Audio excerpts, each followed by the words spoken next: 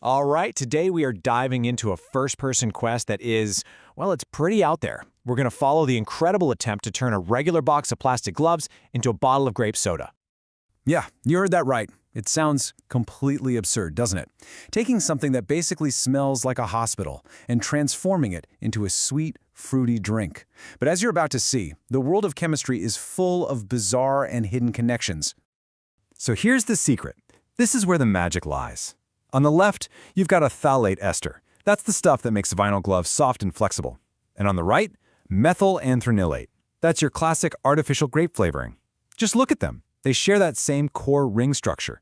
Chemically speaking, they're shockingly similar. So similar that in theory, you can actually turn one into the other. So our creator set out on a mission to see if this theory actually holds up. The plan was to extract that phthalate ester and, through some serious chemistry magic, turn it into grape soda. But this was never going to be easy. It was a long, uncertain, 5-step chemical journey. And here's the roadmap for that journey.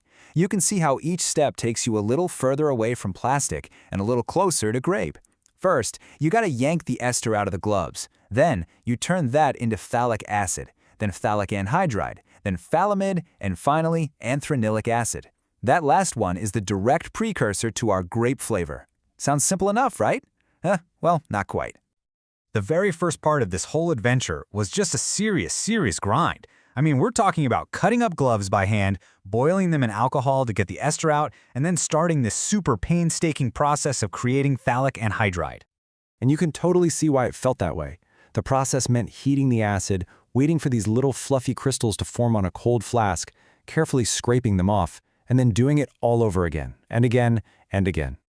And if you're wondering just how much of a time suck this was, get this. It took 3.5 hours of non-stop work just to process the first batch of only 20 gloves.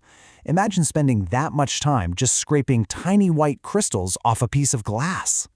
The first run only yielded about 11 grams, and our chemist was worried. He knew the next steps were going to be inefficient, and that just wasn't enough material. So what did he do? He repeated that entire painful process 4 more times. That's 80 more gloves, all to get a grand total of 58.4 grams of his starting material. The dedication here is just, wow. Okay, so if the beginning was a grind, this next part was a straight-up chemical gauntlet. This is where he had to make the anthranic acid. It requires this notoriously tricky reaction called the Hofmann rearrangement, which is basically rebuilding a part of the molecule.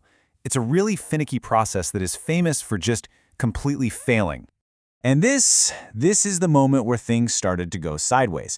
This reaction is extremely sensitive to heat. You're supposed to keep it below 20 degrees Celsius, maybe even closer to 0. But because he was working with a larger batch, a chain reaction kicked off and the temperature just shot up, completely out of control. You know, this overheating was pretty much catastrophic. When the temperature gets that high, the reaction just goes haywire. Instead of making the clean chemical you need, it starts producing a whole mess of unwanted, ugly, colored side products. It's the exact thing you don't want to happen. And the consequence was immediate. Instead of a nice, clean, white powder, he was left with this dark, almost black sludge. It was a total chemical disaster, and because he'd used up all his starting material, there was no turning back.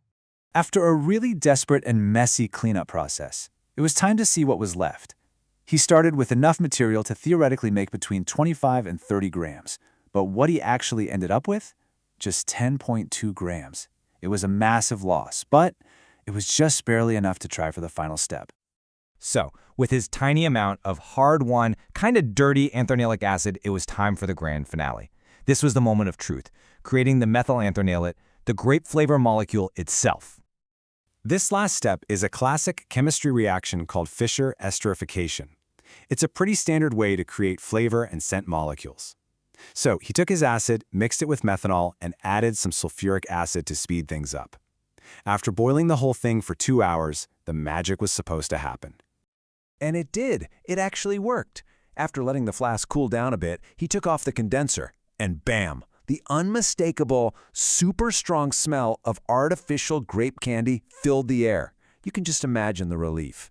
After all that grinding, the failures, the dirty sludge, this was the moment of pure success. But what's really interesting is the pure chemical itself. It's not just a sweet candy smell. It also has this odd, musty undertone to it. And here's a beautiful little bonus. It glows this brilliant electric blue when you put it under a UV light. How cool is that? So, the chemical was made. The quest was almost complete, but one final crucial test remained. Could you actually make a drinkable soda from this stuff? It was time to mix up a batch and taste the fruits, or I guess the plastics, of his labor. He mixed his homemade chemical with sugar, citric acid, some food coloring, and carbonated water to create this bootleg soda. He took a sip and it was a success. It actually tasted like grape soda. But of course, there was a catch.